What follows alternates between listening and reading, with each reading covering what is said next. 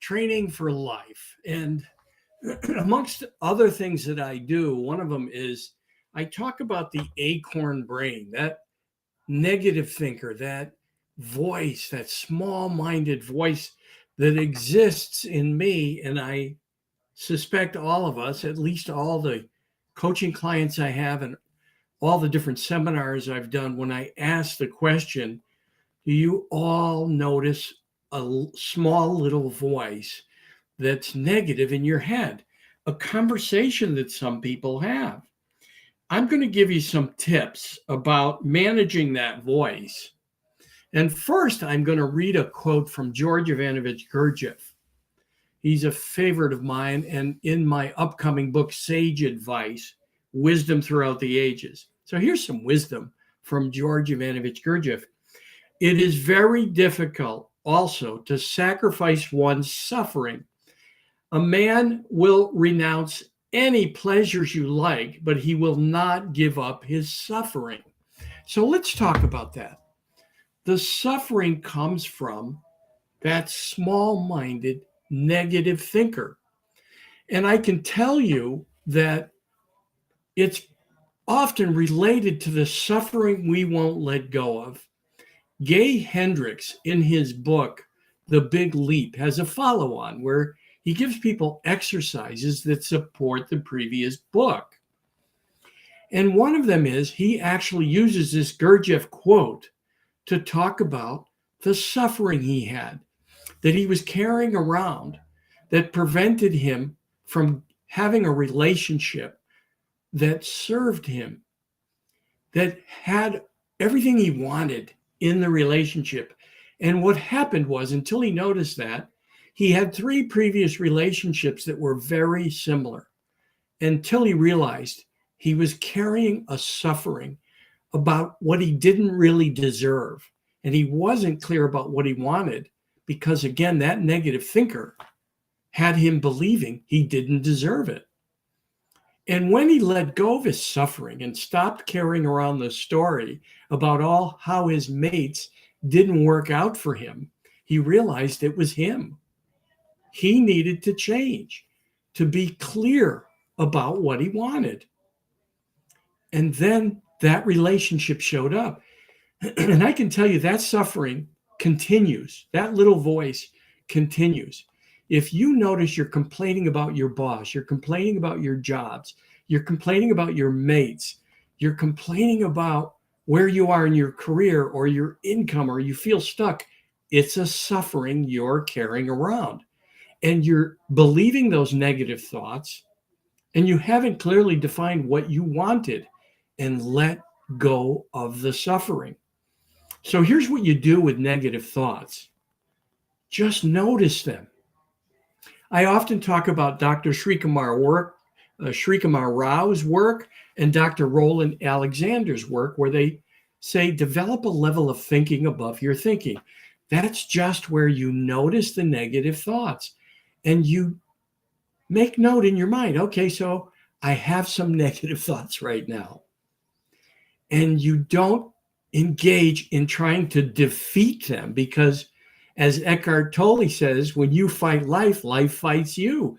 Just notice it, have a sense of humor about it, and be kind and gentle with yourself. Now, you could also develop a process like a screensaver, or remind yourself, take your mind to a pleasurable scene where you were full of joy and confidence and positive feelings. But don't fight them by going to affirmations and saying positive words, because your brain won't believe them. And now you're fighting it. But if you gently notice them, chuckle, have a sense of humor, and you'll notice that by not fighting them, over time, you have fewer and fewer of them, because you get an actual feeling of a sense of humor about them. And you just notice, okay, there goes my acorn brain, my small-minded thinker, my negative thinker. And when you notice them, you can let them go more freely, especially when you're gentle with yourself and not beating yourself up by staying in those negative thoughts. So I encourage you to look at two things: where you're suffering and where you're just going deeper into negative thinking by fighting them and believing them instead of laughing at them and having a sense of humor. Oh, there goes my negative thinker again. Thank you so much for sharing. And that's it. I encourage you to try it. Make your life an experiment. So by looking at where you're suffering, you begin to look at your complaining about who and about what, because you're carrying a suffering. And it's often that we don't want to let go of a suffering. Because after all, that gives us stories to tell on Friday night when we're hanging out with the crew. And it also gives us the excuse to find the addictions, the binge watching, the drinking, the drugs, the unsatisfying relationships.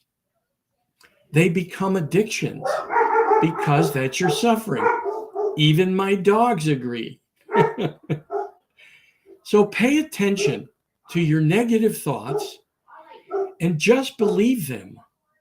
Just believe them and let them go. Laugh at them instead of beating yourself up. And when I say believe them, have a sense of humor about them and believe that that's what they're there to do, to make you laugh and be gentle and caring with yourself. And notice from that experiment how that helps you over time. You don't give them any importance, only acknowledge that they make you laugh and you have a sense of humor about yourself, and know that somewhere you're full of shit. We all are. We have to get over ourselves, and that's okay. That's okay. And then notice your suffering. Where are you telling everyone a story about your life? Because that's where your suffering is, where you feel stuck, where you have complaints, and where you're sure it's someone else or others that have you stuck or have you suffering.